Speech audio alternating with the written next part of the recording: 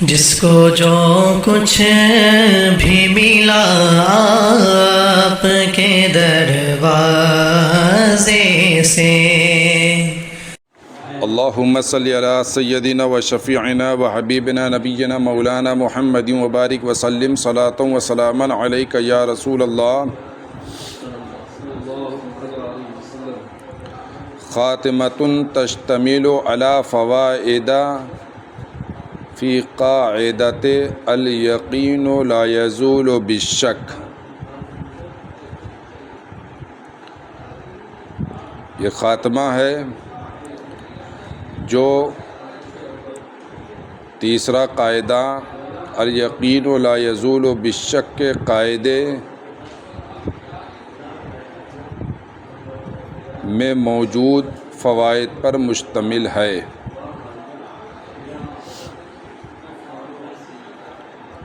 خاتمہ، مصنف خاتمہ کب ذکر کرتے ہیں؟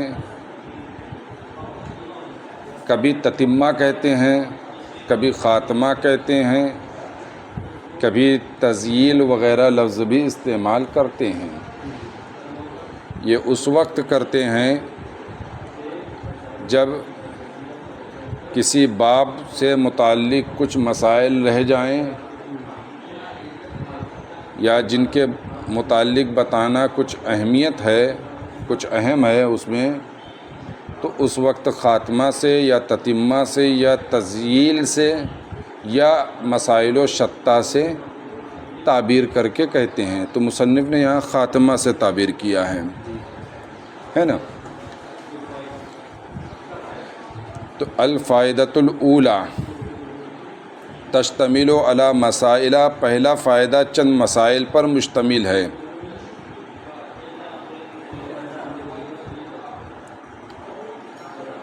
پہلا مسئلہ ہے المستحاضۃ المتحیرۃ یلزمها الاغتسال لکل صلاۃ وہو الصحیح۔ مستحاضہ متحیرہ کے اوپر ہر نماز کے لیے غسل کرنا لازم ہے۔ کیا ہے؟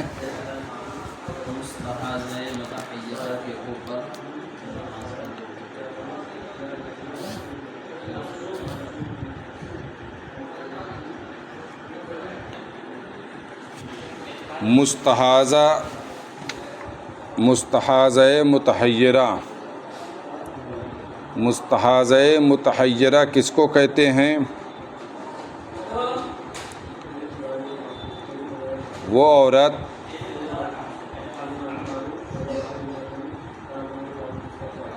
جس کو باقاعدہ طور پر پہلے حیض آیا ہو، پھر خون مسلسل آنے لگے، تو اب اس کو یہ یاد نہیں رہا کہ کتنے دن اسے حیض آیا، بلکہ آپ اس کو یوں سمجھیں، مستحاضہ کی دو قسم ہے۔ کتنی قسم ہے؟ بنیادی طور پر دو قسم ہے۔ ایک ہے مستحاضہ معتادہ۔ کیا ہے؟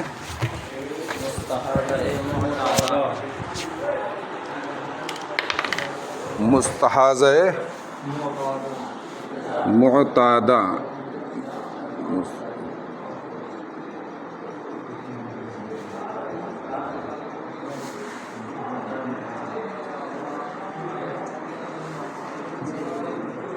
معتادہ۔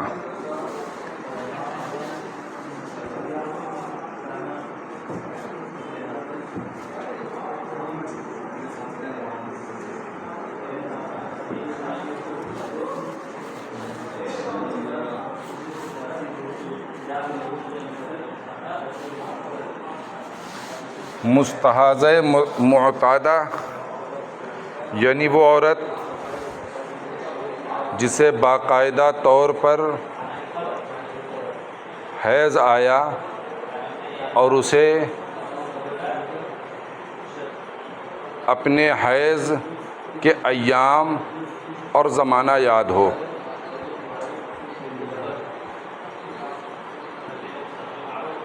ایام کی تعداد بھی یاد ہو اور اس کا زمانہ بھی یاد ہو۔ مثلاً 4 دن یہ تعداد ہوئی ایام کی، اور زمانہ کہ مہینے کے شروع میں، کے درمیان میں، کے اخیر میں، یہ زمانہ ہے نا۔ تو اسے کیا کہتے ہیں؟ مستحاضہ معتادہ۔ اس سلسلے میں مستحاضہ معتادہ کب ہوگی؟ ایک مرتبہ بھی عورت کو اگر باقاعدہ طور پر یہ چیز یاد رہی کہ میرا جنوری کے مہینے میں 3 تاریخ سے لے کر 8 تاریخ تک حیض تھا، یعنی ایام کی تعداد بھی یاد تھی اور زمانہ بھی یاد تھا کہ مہینے کے شروع میں یہ واقع ہوا، تو امام ابو یوسف کے نزدیک وہ مستحاضہ معتادہ کہلائے گی۔ البتہ اس میں امام محمد کہتے ہیں کہ نہیں، 2 مرتبہ کم از کم ایسا ہونا چاہیے، یعنی جنوری اور فروری دونوں میں، تب وہ معتادہ کہلائے گی۔ لیکن معتمد قول جو ہے امام ابو یوسف کا ہے، فتویٰ اسی پر ہے۔ معتادہ عورت جب مستحاضہ معتادہ کو، ٹھیک ہے، مستحاضہ معتادہ باقاعدہ طور پر اسے حیض آیا، اسے ایام کی تعداد یاد ہے اور کیا یاد ہے؟ زمانہ بھی یاد ہے، لیکن خون کا سلسلہ بند نہیں ہوا، چلتا رہا، پھر اسے بھول واقع ہو گئی، اب جو ہے یاد نہیں رہا۔ تو مستحاضہ متحیرہ کی 3 قسم ہوگی۔ کتنی قسم؟ 3 قسمیں ہوگی۔ ایک متحیرہ بالعدد، دوسرا بالزمان، اور تیسرا مطلقہ۔ مطلقہ کا مطلب ہے یعنی بالعدد والزمان، ہے نا۔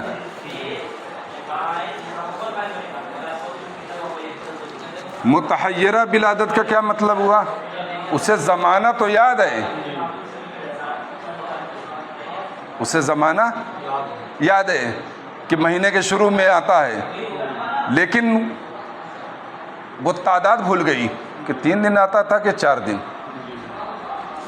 اور متحیرہ فی الزمان کا کیا مطلب ہوا؟ عدد یاد و زمانہ یاد۔ ایام کی تعداد، ایام حیض کی تعداد بھول گئی، لیکن وقوع زمانہ یاد ہے۔ اور یہاں پر کیا تھا؟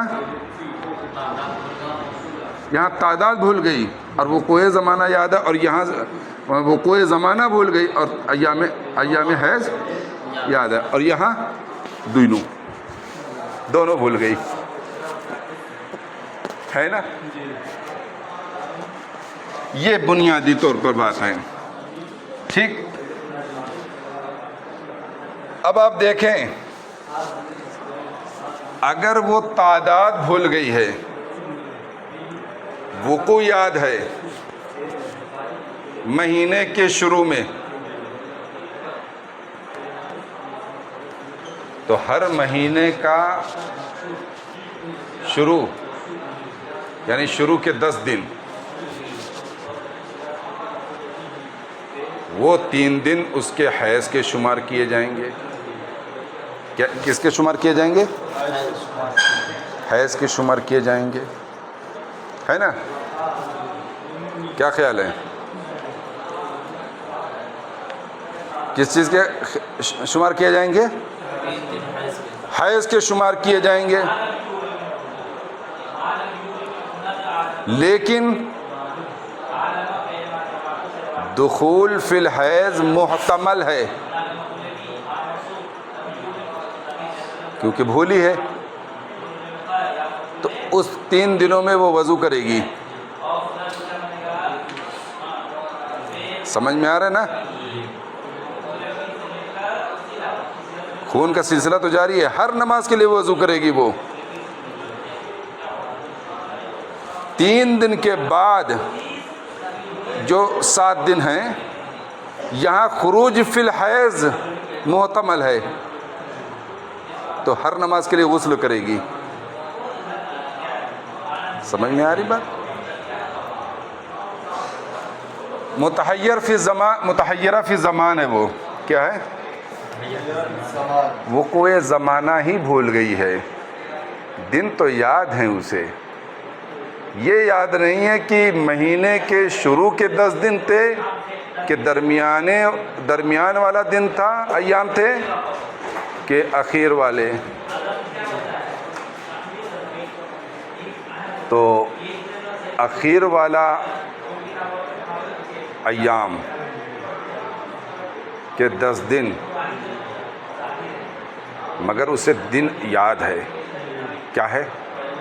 یاد ہے۔ تو اگر اخیر والے پر فوکس آپ کریں گے تو شروع کے 3 دن حیض کی شمار ہوں گے، تو دخول فی الحیض ہے محتمل، دخول فی الحیض محتمل ہے، تو وضو آپ ہر نماز کے لیے کریں گے، آپ نہیں، عورت ہے نا؟ اور پھر اس کے لیے ہر نماز کے لیے کیا کرے گی؟ وہ غسل کرے گی۔ کیوں کرے گی؟ کیونکہ خروج فی الحیض ہو محتمل ہے یہاں پر۔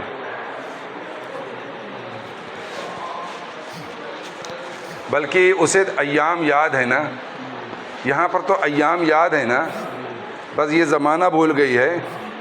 تو اگر وہ 10 دن جو ہے، 10 دن میں جتنے دن اس کو حیض آتے تھے، مثلا 5 دن ہے نا، ان 5 دن تک یاد ہے اسے، بھائی ایام حیض کی تعداد یاد ہے، تو 5 دن تک وضو کرے گی ہر نماز کے لیے، اور جو ہی 5 دن نکلا تو خروج فی الحیض ہوا، تو ہر نماز کے لیے غسل کرے گی وہ۔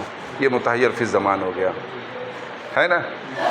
اور جو دونوں ہوں گے، متحیر فی العدد، متحیر فی الزمان، میں کچھ یاد نہیں، نہ وقوع زمانہ یاد ہے، نہ ایام حیض کی عدد یاد ہیں، تو ایسی عورت کیا کرے گی؟ تو کہتے کہ ہر نماز کے لیے غسل کرے گی۔ کیا کرے گی؟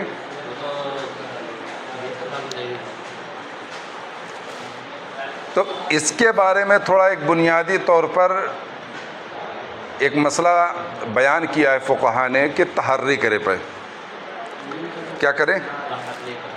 تحری کرے۔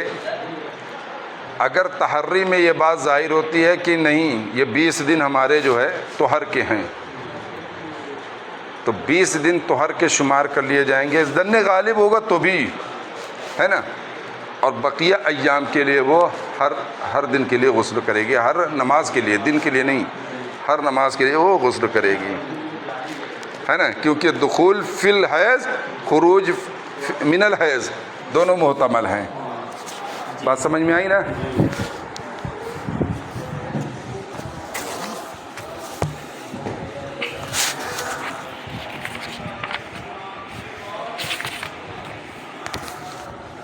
المستحاضۃ المتحیرۃ یلزمها الاغتسال لکل صلاۃ، مستحاضہ متحیرہ کے اوپر ہر نماز کے لیے غسل کرنا لازم ہے، وہو صحیح، یہی صحیح قول ہے، اسی پر فتویٰ ہے۔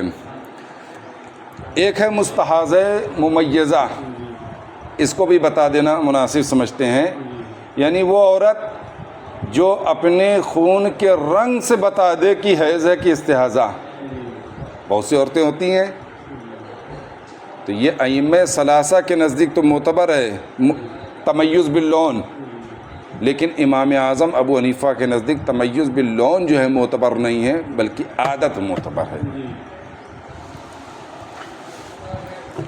وَإِذَا وَجَدَ بَلَلًا وَلَا يَدْرِي أَنَّهُ مَنِيٌّ أَوْ مَزِيٌّ قَدَّمْنَا إِيجَابَ الْغُسْلِ مَعَ وُجُودِ الشَّكِّ۔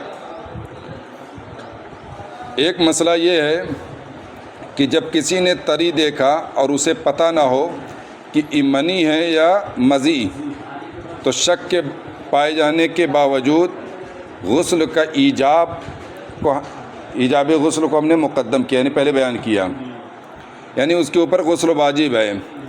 جب اسے پتہ ہی نہیں کہ منی ہے یا غسل یا منی ہے یا مزی، تو بہرحال شک ہے، تو شک کے پائے جانے کے بعد غسل کیوں واجب کیا؟ الیقین لا یزول بالشک، یقین شک سے زائل نہیں ہوتا، تو کہا بربنائے احتیاط، کیا کیا ہے نا۔ تیسرا مسئلہ یہ ہے وجدہ فارتن میتتن یا میتتن ولم یدری متی وقعت وکان قد توزع منها قدمنا وجوب الاعادت علیہ مفصلا مع الشک۔ امام اعظم ابو حنیفہ کے نزدیک 3 دن ہے اور صاحبین کے نزدیک 1 دن ہے نا۔ اور اگر اس مسئلے کو یہ مانا جائے کہ کنویں میں چوہا پایا گیا تھا اور کنویں سے وضو کیا تھا اس نے، تو اس کے اوپر بہرحال نماز کے اعادہ کا وجوب ہوا ہے نا۔ اختلاف تو ہی ہے 3 دن اور 1 دن کا۔ صاحبین فرماتے ہیں 1 دن کا اعادہ ہوگا، جس دن دیکھے بس اسی دن کا، مطلب 1 دن کا، صرف 24 وقت یعنی 5 ٹائم کی نماز کا، ہے نا، سبب کی بنیاد پر۔ اور تو مسئلہ یہ ہے کہ شک کے پائے جانے کی وجہ سے تو اعادہ کا لزوم نہیں ہونا چاہیے نا، لیکن لازم کیا، تو یہ قاعدہ بھی یہ مسئلہ بھی الیقین لا یزول بالشک کے قاعدے سے باہر ہے۔ اسی طرح چوتھا مسئلہ قدمنا انہ لو شک هل کبر للافتتاح او لا او احدث او لا او مسح راسه او لا وکان اول ما عرض له استقبلا۔ چوتھا مسئلہ یہ ہے کہ ہم نے پہلے یہ بیان کیا کہ اگر کوئی شک کرے کہ کیا وہ تکبیر افتتاح کرے یا نہ کرے، تکبیر افتتاح کیا تھا یا نہیں کیا تھا، تکبیر افتتاح یعنی تکبیر تحریمہ میں شک واقع ہو گیا کہ اس نے تکبیر تحریمہ کیا تھا یا نہیں کیا تھا، یا اسے حدث لاحق ہوا تھا یا لاحق نہیں ہوا تھا، شک ہے اسے، یا سر کا مسح کیا تھا یا نہیں کیا تھا۔ وَكَانَ أَوَّلَ مَا عَرَضَ لَهُ، اگر یہ پہلی بار ہوا جو اسے پیش آیا یہ شک، استقبلا، تو وہ اثر نو نماز شروع کرے۔ اس عبارت کا تعلق جو ہے وَكَانَ أَوَّلَ مَا عَرَضَ لَهُ، استقبلا، یہ صرف جو ہے احدث او لا اس سے متعلق ہے۔ کس سے متعلق ہے؟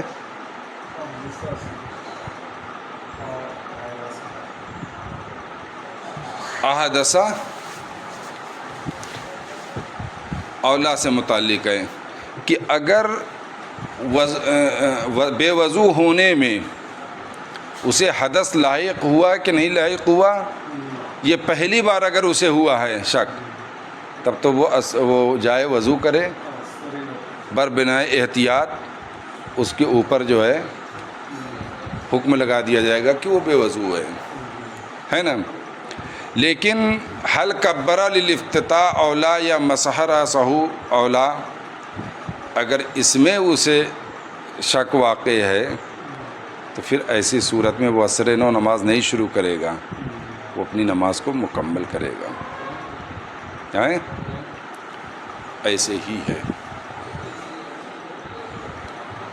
ہونا تو یہی چاہیے تھا کہ اس لیے کہ یہ قاعدہ پہلے گزر چکا ہے کہ اگر کسی شخص کو یہ شک ہوا کہ اس نے یہ فعل کیا یا فعل نہیں کیا تو اصل کیا ہے؟ نہیں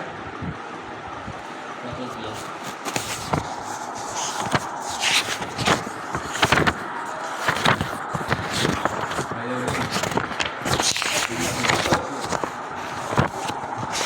ہیں؟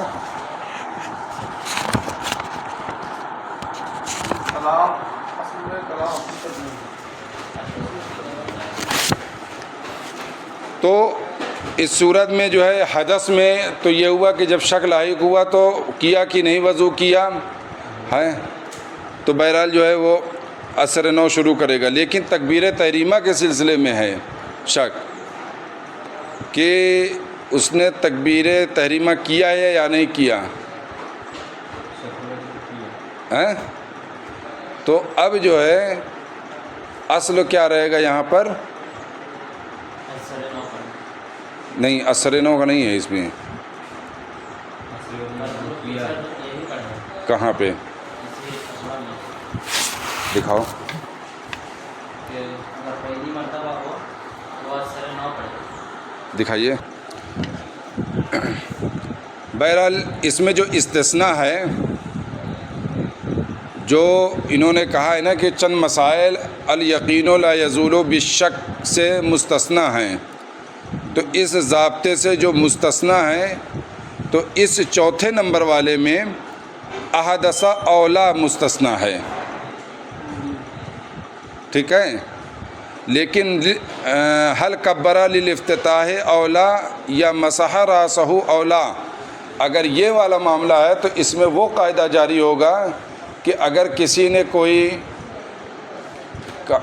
کسی فعل کے بارے میں شک ہوا کہ اس نے کیا یا نہیں کیا تو اصل یہ تو اس ضابطے کے مطابق یہ ہے کہ اس نے کیا ہی نہیں، ہے نا۔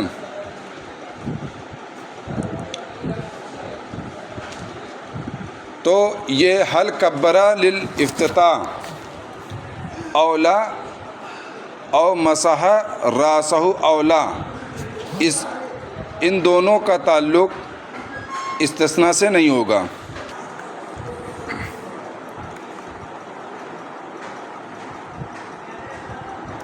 قدمنا انه لو شک هل کبر للافتتاح اولا او احدث اولا او مسح راسه اولا، یہ بھی مسئلہ پہلے بیان ہو چکا ہے کہ اگر کسی نے یہ شک کیا کہ اس تکبیر تحریمہ کو اس نے کیا تھا یا نہیں کیا تھا، یا اسے حد سے لاحق ہوا تھا یا حد سے لاحق نہیں ہوا تھا، یا اپنے سر کا مسح کیا تھا یا نہیں کیا تھا، اگر یہ پہلی مرتبہ پیش آیا ہے تو اثر نو شروع کرے گا، ورنہ تو نہیں، ہے نا۔ یہ مسئلہ بھی مطلب اس قاعدے سے مستثنیٰ ہے۔ کیوں قاعدے سے مستثنیٰ ہے؟ اس لیے کہ پہلی مرتبہ جب پیش آیا تو قاعدے کے روح سے تو نہیں ہونا چاہیے تھا، کیونکہ شک کی بنیاد پر ہے نا، لیکن یہ پہلی مرتبہ جو حکم کیا گیا ہے وہ اس قاعدے کی استثنائی صورت ہے۔ پانچواں ہے اصابت ثوبہ نجاستن، کہ نجاست اس کے کپڑے کو لگ گئی، ولا یدری ایا موضع اصابت ہو،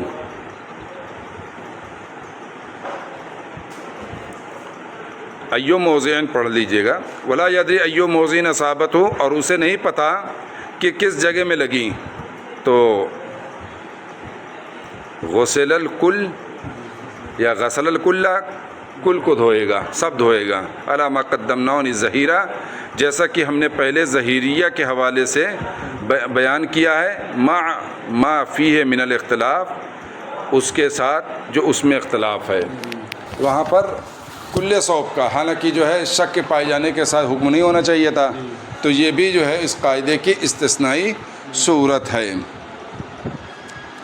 اور چھٹا مسئلہ ہے رما صیدن فجرحہ، کسی نے شکار کو تیر مارا تو وہ زخمی ہو گیا، ثم تغیب عن بصری ثم وجدہ میتن، پھر اس کی نگاہ سے اوجھل ہو گیا تو اسے مردہ پایا، ولا یدری سبب موت ہی، اور اس کے مرنے کا سبب نہیں جانتا، یحرم ما وجود الشک، شک کے پائے جانے کے ساتھ وہ حرام ہے۔ اب آپ یہاں پہ دیکھیے کہ جب شکار کو تیر مارا اور نگاہ سے اوجھل ہو گیا اور مر گیا تو کہتے ہیں فقہا کہ وہ حرام ہے۔ کیوں؟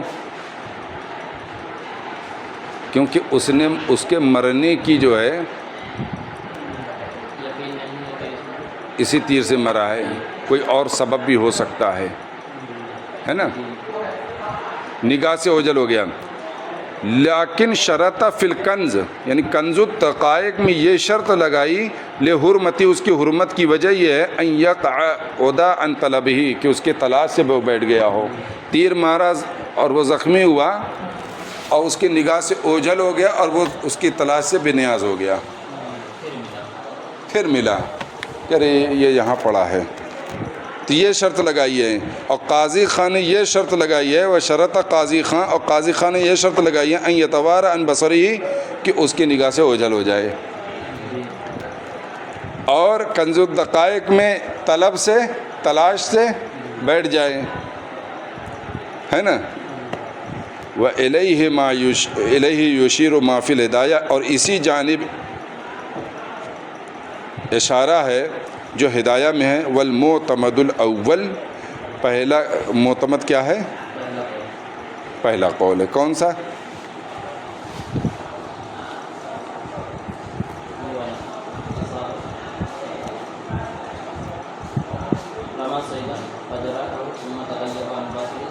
یہ تو مسئلہ ہوا،